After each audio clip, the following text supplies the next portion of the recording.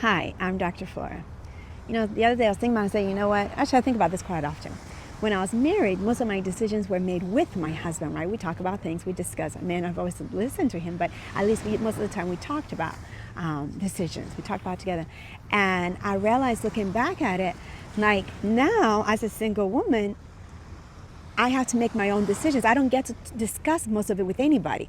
Sometimes with my friends, but really, it's not like I make a decision and it's like, okay, well, I guess, my husband agrees, or, well, we kind of had something about it and we're not sure about what. But really, those core decisions that I'm making in life come from me. And can I trust me to make decisions for the most part? Not really. Maybe I can trust me on what I can eat for breakfast, but I don't think I can trust me on decisions about my business and my kids and my home or even my health. But guess what? That's why I've come to realize that I have to go to God. When I was married, I was so dependent on my spouse to help me make decisions. And, in a way, it's understandable, right? Because you're married.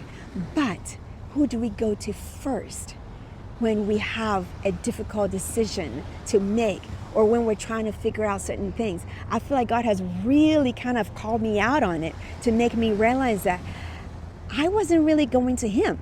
I was hoping that my ex-husband had all the answers. Well, that's a big thing to put on somebody, right? Because, they're not God. Only God is God, and only God knows the decision that's best for us. Only God knows the wisdom that we need.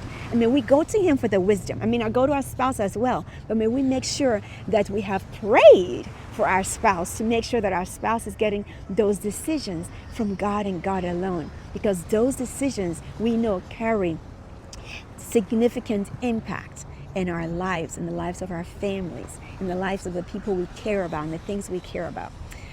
God is so good. Yes, he's so good. I'm grateful. Anyway, as always, enjoy the view.